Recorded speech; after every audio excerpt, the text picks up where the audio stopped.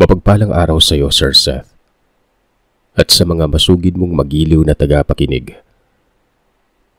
Ako si Ben, at ang karanasan na ibabahagi ko ay ang mga nangyari na naranasan naming magkakaibigan noong panahon na nagtatrabaho pa kami sa isang asinan sa bayan ng Nueva Vizcaya. Ang asinan na ito ay nasa bundok. May isang malaking bato sa taas na bundok kung saan may lumalabas na maalat na tubig. Niluluto namin ito. Pinapakuluan hanggang sa matuyo ang tubig at magiging asin na ang kinalabasan. Sa kung anong dahilan at paraan, hindi namin maipaliwanag. Isang hiwaga ito para sa amin. Saan ka ba makakakita ng isang bato sa itaas ng bundok tapos may tumatagas na tubig dagat, di ba? At nagagawa pang asin. Mula sa bayan ng Nueva Vizcaya, 1 oras ang biyahe papunta sa lugar na ito. At mula naman sa Patag ay mahigit kalahating oras ang kailangang lakarin papunta dito sa bundok kung saan namin ginagawa ang asin na ito. Kapag dumami na, dadali namin ito sa bayan para ibenta. Sa lugar namin, hindi lamang asinan na mahiwaga. Marami ring pangyayari na hindi saklaw ng pag-intindi at gawain ng isang normal na tao. Walang tumatagal na buntis sa lugar namin. Madalas sa mga ito ay nalalaglag ang pinagbubuntis bago pa man ito ay panganak. At kapag mahina ang resistensya ng nagbubuntis, pati ito, mamamatay rin. Bagay na nagbigay ng takot sa mga mamamayan sa lugar ng mga panahon na yon. Dekada 90, palagi kaming magkasama na magkakaibigan sa pag-akyat at sa pagbaba ng bundok. Hindi kami nakakapag-aral ng mga panahon na ito. Malayo kami sa kabihasnan at malayo kami sa paaralan. Kaya nang hanggang anong baitang lamang ang nasa lugar namin, ay siya lamang ang napag-aralan namin. Ganun pa man, masaya kami gawa ng may natutunan kami kahit papano. Hindi kami basta-bastang maloloko ng kahit sino na lamang. At yun ang mahalaga. Kahit na marami ang hindi magandang nangyayari sa lugar namin ng mga panahon na ito, masasabi kong ligtas ang lugar na ito para sa mga lokal na naninirahan sa lugar. Kapag kasi kilala ng mga magulang ng isang tao at doon lumaki sa lugar na yun ay wala kang problemahin kahit pa umuwi ka ng malalim na ang gabi o hindi kaya ay madaling araw. Pero kapag mga dayo naman ang pumunta, paparating pa lamang sila. Siguradong delikado ng sitwasyon na kanilang kinakaharap. Isang araw, habang naglalakad kami pababa ng bundok, may nakasalubong kaming mga armadong kalalakihan. Hindi naman mga sundalo dahil hindi naman mga naka-uniforme ang mga ito. May mga nakataling panyong pula sa braso nila. Yung iba nasa paa. Hindi kami sanay sa ganung uri ng mga tao kaya inisip namin na baka namumundok lamang. Tinanong kami ng mga kalalakihan kung saan kami galing at kung saan kami pupunta. Sumagot naman kami na galing kami sa bundok at naghahanap ng makakain. Mabuti na lamang at may dala-dala kami mga saging na mga oras na yon. Kaya naniwala naman ang mga kalalakihang ito. Umuwi na kayo. Huwag na kayong bumalik dito sa bundok. Mapapahamak lamang kayo dito. Wika sa amin ng isa sa mga lalaki na hindi namin naiintindihan kung bakit niya nasabi yon. Ganong araw-araw naman kaming nasa bundok. Hindi na lamang namin ito pinagtuunan ng pansin.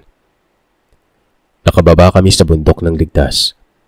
At dahil sa mas malapit ang bahay ko sa bundok kung kaya't mas nauna akong nakauwi nun. Nang makarating ako sa bahay, nakita ko naman na naghihintay si inang sa bakuran. Ben, anak, mabuti naman at ligtas kang nakauwi.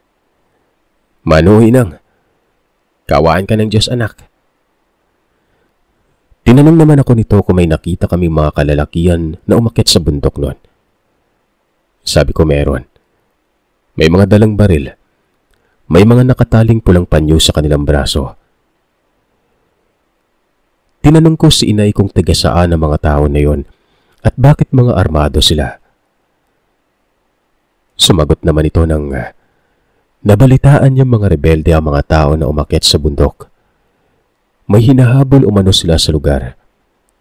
Pero ayon kay inang, naghahanap sila ng lugar na pwede nilang maging bagong taguan.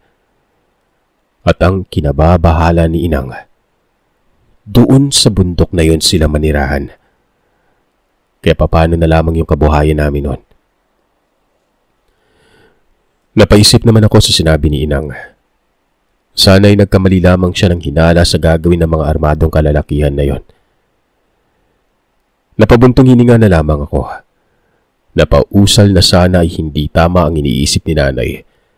Dahil kung nagkataon, magiging sakit ng ulo ng mga opisyal na namamahala sa bayan.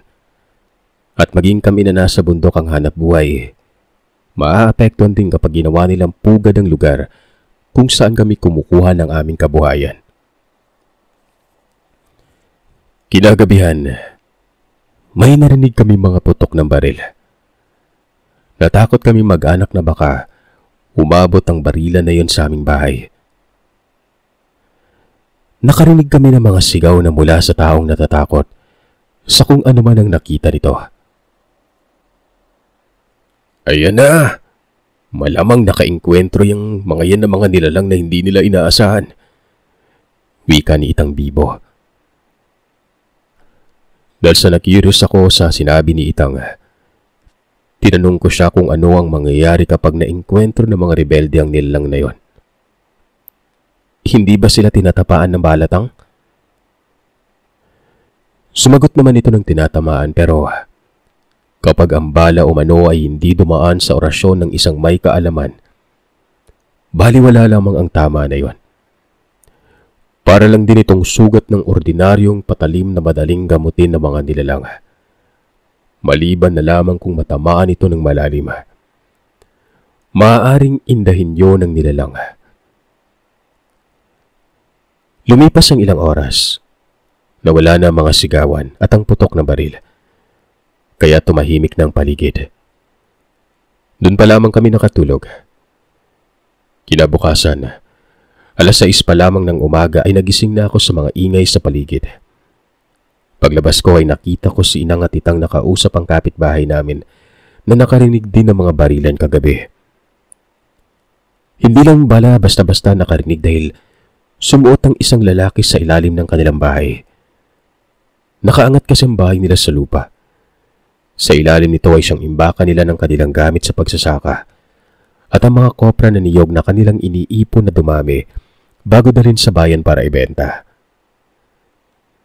Nasa kulang-kulang 100 metro ang layo ng bahay nila sa bahay namin. Kaya't wala kaming alam na nangyari yan sa kanila. Mataas na yung araw bago lumabas yung lalaki, pre. Humingi ng tubig sa bahay. Halata sa itsura yung takot eh. Wika ng kapitbahay kay Itang. Hindi na babalik yung mga yun, pre. Sana madala na yung mga yan eh para hindi tayo madamay sa kung anumang kaguluhan ang may dudulot ng grupong yan. Sagot naman ni Itang sa aming kapitbahay. Sumang-ayon naman ito sa sinabi ni Itang. Pagkatapos nila mag-usap ng aming kapitbahay, pumasok na si Itang para kumain na ng agahan. Nakisabay ako sa kanya dahil balak kong sumama sa kanya papunta sa may asinan. Pumayag naman ito at nagtanong kung hihintayin ba namin ang aking mga kaibigan na sina Dino at Yeye. Sabi ko naman, kung sakaling pupuntang dalawa sa may asinan, paniguradong maya-maya lang ay darating na mga yon. Hindi nga ako nagkamali. Nakatapos kaming kumain ay dumating ang dalawa. May dala-dala ng sako. Umalis na kami at umakyat sa bundok noon nang sa ganun ay pwede na naming ibaba ang aming naipong asing kinahapunan.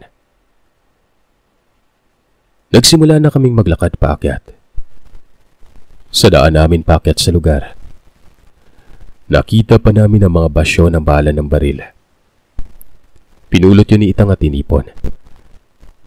Tinanong ko siya kung ano ang gagawin niya sa mga basyo ng bala ng baril. Mainam itong gawing taguan ng mga pangontra sa mga aswang. Kahit pa sabihin natin na hindi sila nananalo sa mga lokal na naninirahan dito sa lugar di naman natin hawak yung isip nila, di ba? Dahil sa sinabi ni Itang noon, napapulot na rin kami ng mga basyo ng bala. Iba't ibang klase ng bala ang mga naroroon. May mahaba na matulis, pero maliit lang. Meron din namang malaki pero hindi naman ganun kahaba. Nakaipon ako ng 2 piraso. Tig-5 piraso naman sina Yaya at Dino. Binigay namin kay Itang. Siya nang bahala sa paggawa ng mga sinabi niyang pangontra. Di ba, Tang?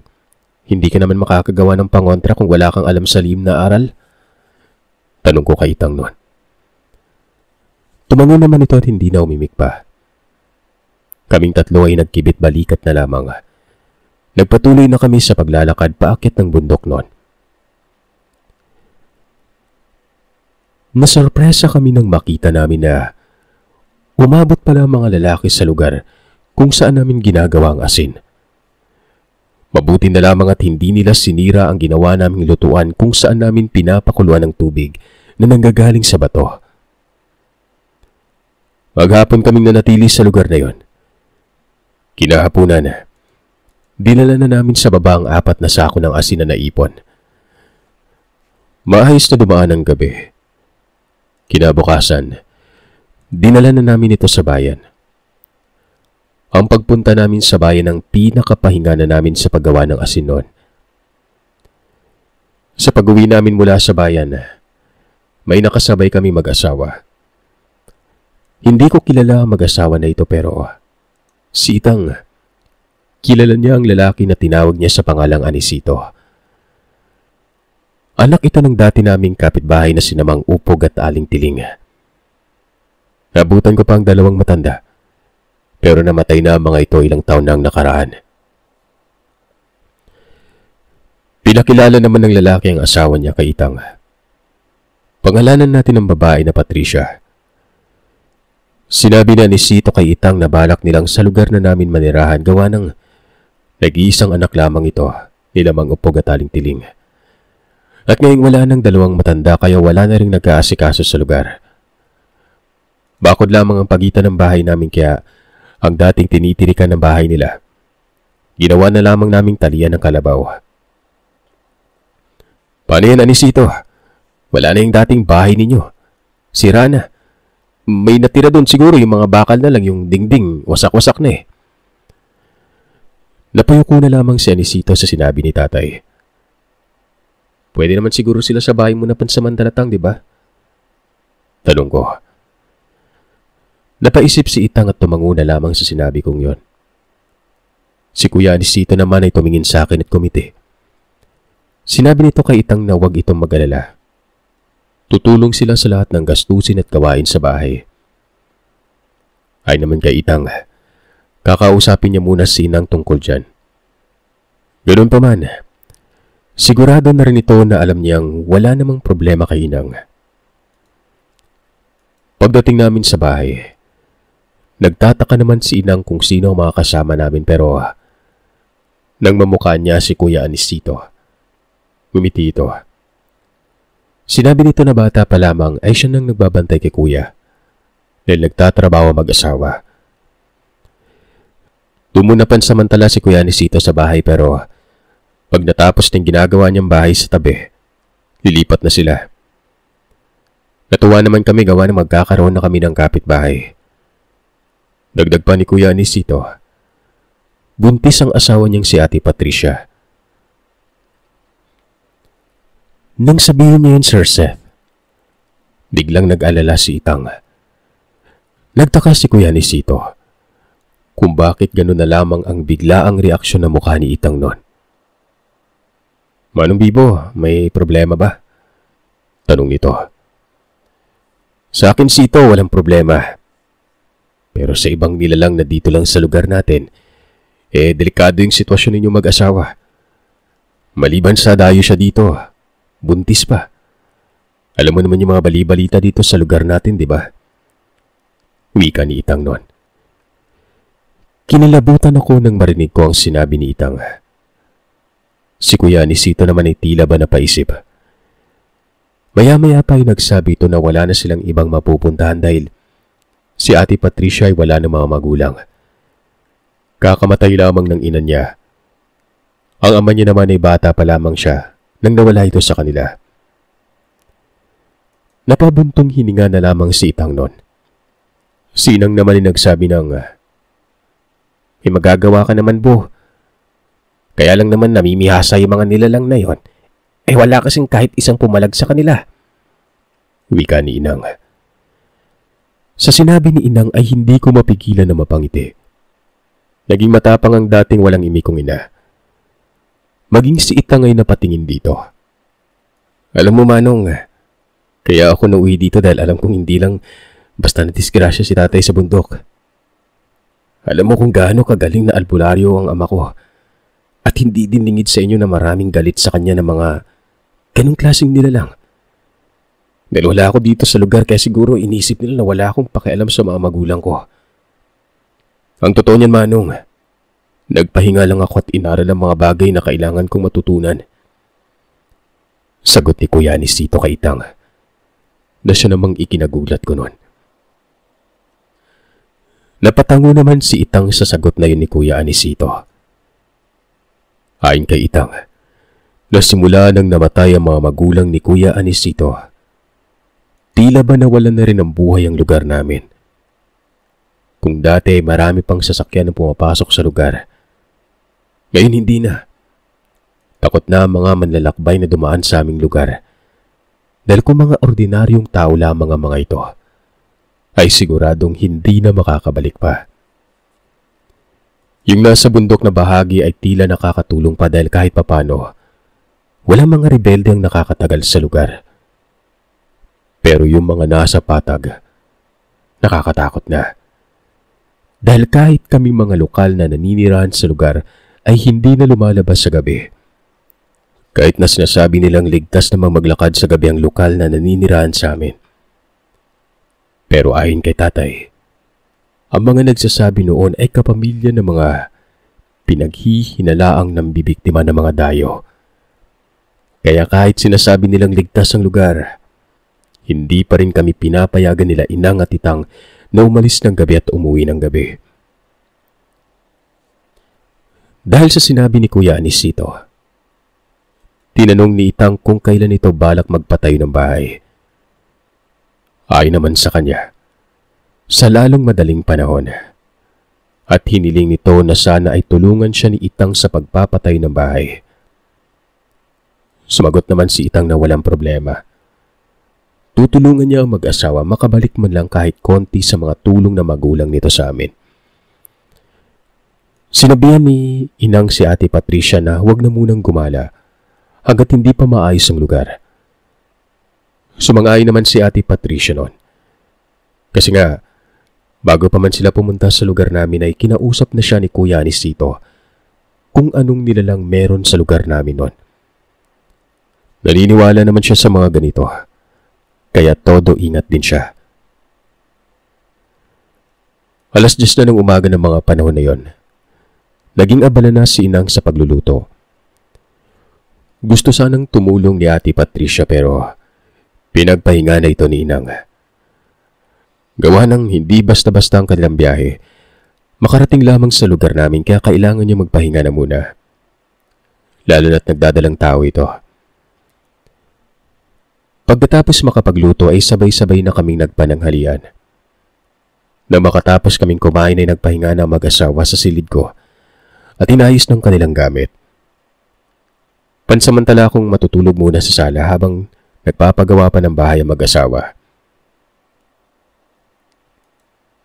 Habang nakaupo sa sala ng mga panahon na yon, dumating ang dalawa kong kaibigan. Doon ay kinuha ko na kay Itang ang hati nila sa benta ng aming asin. Masaya naman ang dalawa.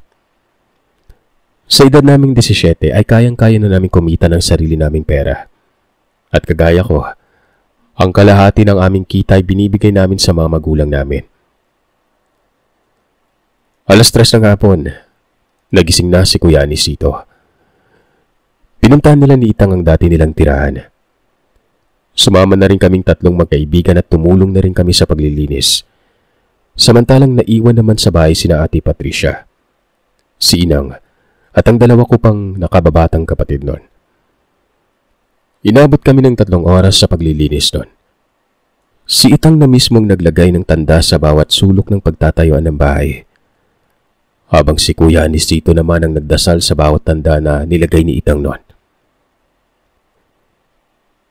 Nang lumingon kami sa daan, meron kaming nakitang isang lalaki. Taga sa amin din ito, pero nasa kabilang sitio. "Sito, natulala ka na dyan ah. Ano ba yung tinitingnan mo?" Puna ni Itang kay Kuya nun. Doon lamang niya nakita na hindi kundi sino ang tinititigan ni Kuya Anisito. Yung lalaki naman ay nakangisi na nakatingin kay Kuya. Bigla itong napatingin sa bakuran namin. At nang sundan ko ito ng paningin, nakita ko si Ate Patricia na naglalakad kasama si Inang papunta sa amin. Mas lalo itong napangisi na makita niyang palapit sina Ate Patricia at Inang sa amin noon. Tinawag ni Itang ang lalaki na nagngangalang Tunggak.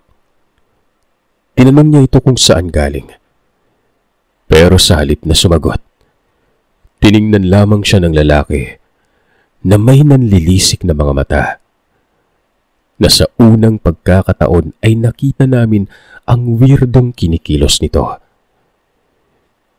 Sinabihan ni Itang sina Dino at Yeye na umuwi na habang maaga pa. Doon naman nagsalita si Kuya Anisito sa 2 ng, "Bumalik kayo bukas ha. Magpapatulong kami sa inyo sa paggawa ng tahanan. Hindi na ako kukuha ng ibang tutulong sa amin ni Manong Bibo kundi kayong 3 na lang." Pagkatapos ng lahat ng kaganapang yon, niyaya na kami ni Itang na umuwi na. Habang papauwi, yung kalabaw namin na nakatali kung saan malapit ang kinatatayuan ni Tunggak, hindi tumitigil sa pag-ingay. Hindi normal yung ginagawa niyang pagwawala. Para mapanatag ang hayop, nilapitan ito ni Itang at inilipat sa puno ng mangga na malapit sa bahay. Pagka-uwi namin, Sir Seth, doon na umalis si Tunggak. Pero hindi pa rin ito kinakausap ang kahit na isa ng man sa amin. Bago pumasok sa bahay ay tinulungan ko na muna si Itang na magpakain ng aming mga alagang hayop. Inutusan ako nito na manghuli ng 2 tandang na malalaki. Dahil ayon sa kanya, magkakatay siya na manok nun. "Huwag na Manong, nag-abala ka pa. Bumili naman tayo ng ulam kanina." Pagpipigil sa kanya ni Kuya Anisito. Pumayag naman si Itang pero pinahuli niya pa rin sa akin dahil ayon sa kanya, kakatayin pa rin namin yun kapag nagsimula na kaming gumawa ng bahay. Sinunod ko ang sinabi ni Itang. Pagkatapos na aming ginawa ay nagsimula namang magsigasi na Itang at Kuya Sito sa paligid ng bahay, maging sa ilalim ng papag na aming hinihigaan. Sinigaan nila yon.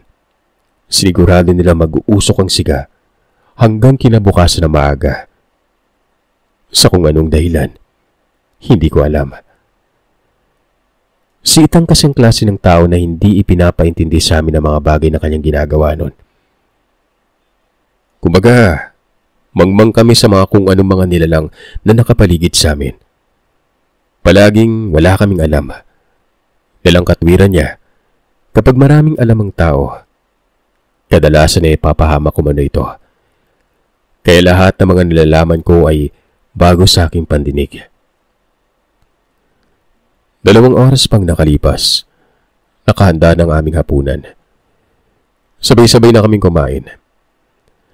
Nakikinig lamang kami habang nag-uusap si Itang at Kuya Sito tungkol sa pagkamatay ng 2 matanda nun. Doon na sinabi ni Itang ang kanyang nalalaman sa kung anong nangyari. Ayon kay Itay, kasama ng 2 matanda si Punggak. Naging malapit na magkaibigan ng mga ito dahil sa ang lolo ni Punggak na si Bugis ay matalik na kaibigan ni Mang Upog. Si Punggak ang laging kasama ni Mang Bugis kapag may pinupuntahan silang dalawa ni Mang Upog noon. Nang namatay na si Mang Bugis ay palaging si Punggak sa kanilang bahay para makipagkwentuhan sa dalawang matanda. Ngayon nga, mga magulang ni Kuya Anisito. Nang nadisgrasya ang dalawang matanda ay kasama nila si Punggak.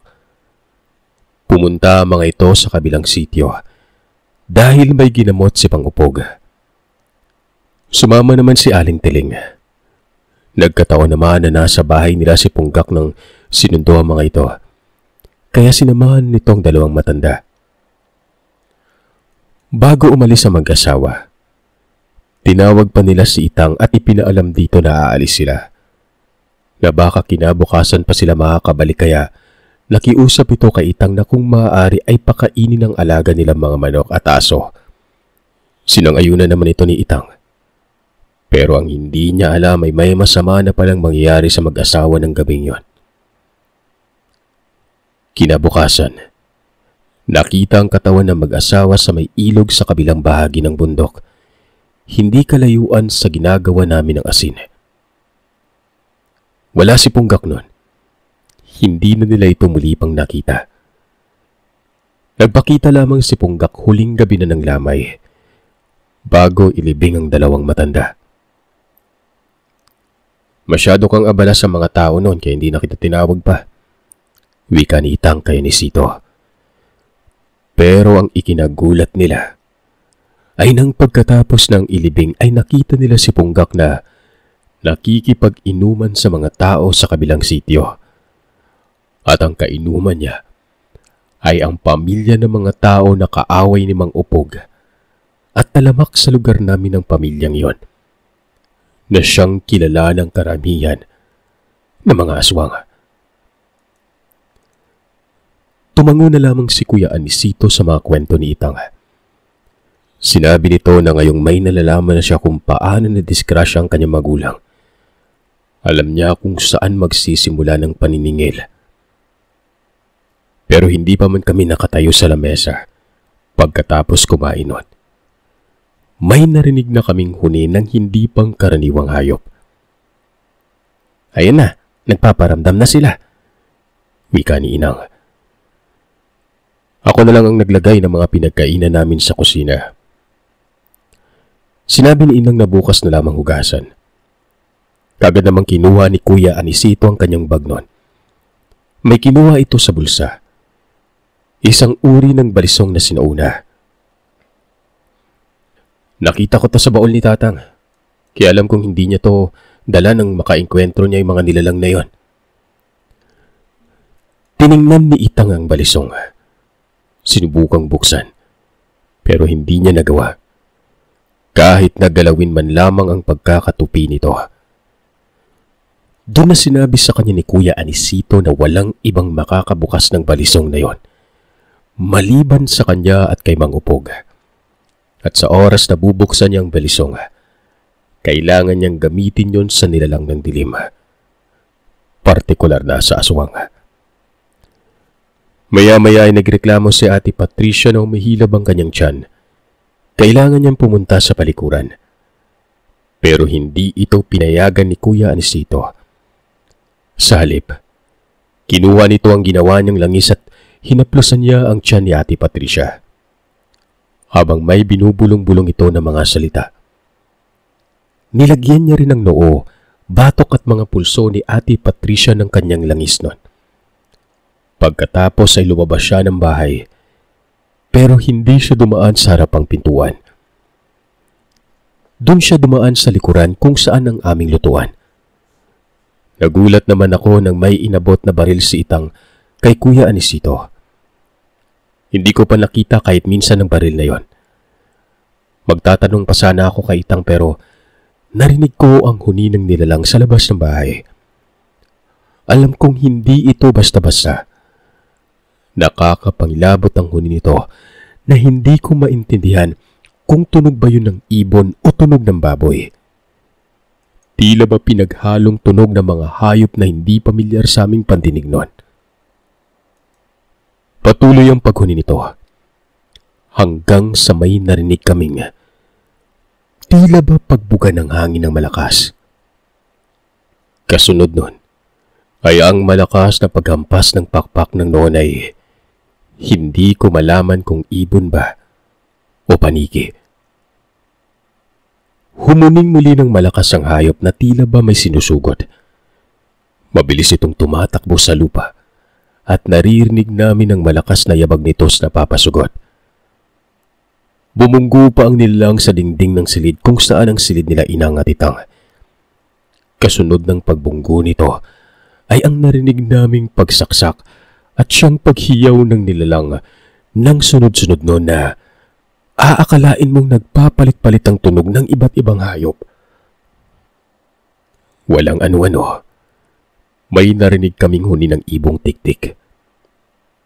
Nung una ay nasa malayo ito pero habang lumilipas sa mga minuto, humihina ito ng humihina. At ang huni ng nilalang na nasa labas kanina, pahina na rin ang pahina. Narinig namin na may sumalpok. Mabilis na hinugot ni Itang ang kanyang tabak at dali-daling lumabas nun. Pero kaagad kaming nakarinig ng pagputok ng baril. Kasunod noon ay ang pagsagaksak ng huni ng ibon. Palayo nun, na animoy tinamaan ng baril. Ang hayop na nasa lupa ay umuungol pa rin habang dahan-dahan nang lumalakas ang pagtunog nito. Maya-maya pa, narinig na namin ang pagsigaw ni Kuya Anisito ng "Siguraduhin niyo lang na wala kayong madatnan sa bahay niyo kinabukasan. Kahit isa sa inyo. Dahil kung meron, mapabata man o hindi, wala akong ititira sa lahi niyo." Wika nito, kasabay ng pagpapaputok nito ng baril ng 5 beses. Umikot pa ito sa bahay ng ilang beses at mahigit kalahating oras ang nakalipas. Pumasok na ito sa bahay nun. Nang tiningnan ko ang kaisa-isa naming orasan sa dingding, doon ko nakita na malapit na palang mag-alas 12 ng hating gabi. Pagpasok ni Kuya Anisito sa bahay ay nagkusa na itong magsiga sa may abuhan. Kaya mabilis naman akong pumunta sa kusina para makita ang kanyang ginagawa. Si Ate Patricia naman ay pansamantalang sinamahan na muna ni Inang sa kanilang silid.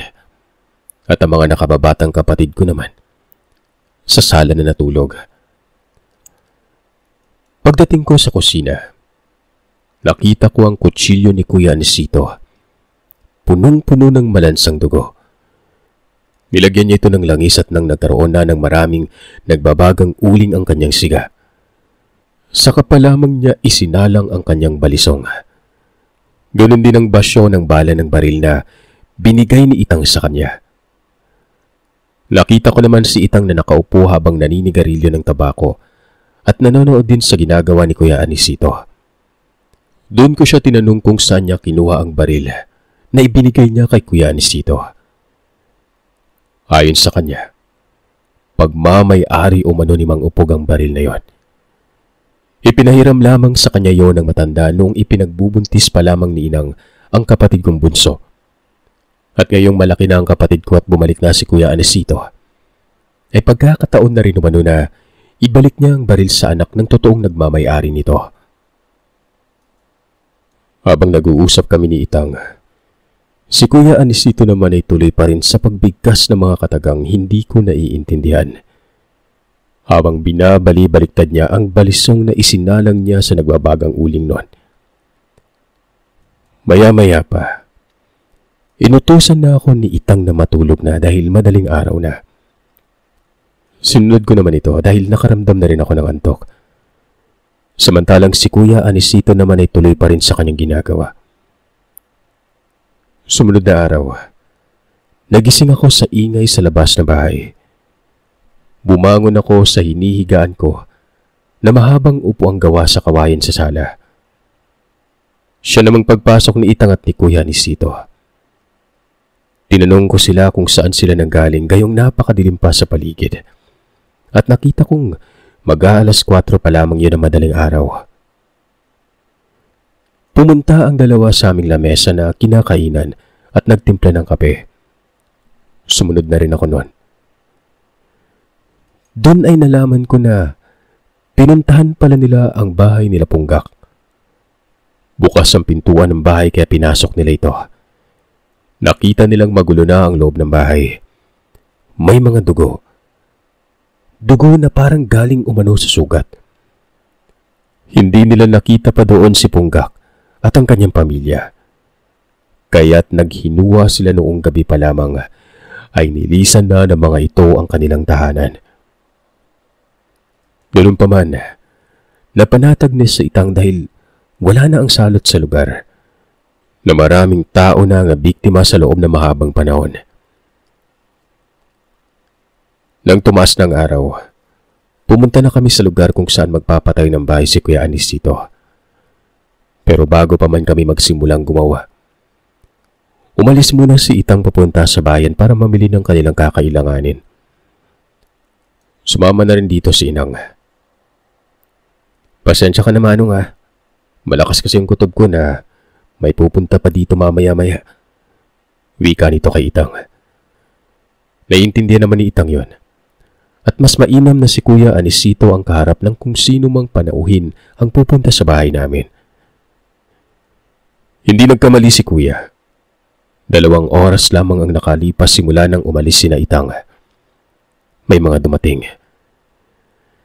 Hindi ko kilala ang pangalan ng mga ito pero kilala ko yung mga mukha nila. Madalas ang mga iyong kasama ni Punggak. Hinahanap ng mga ito si Itang pero si Kuya Anisito ang humarap sa mga panauhin. Tila ba nagulat pa mga ito na makita siya. Tinanong niya ang mga panauhin kung ano ang kanilang kailangan at kung si Itang nga ba talaga ang pakay nila noon.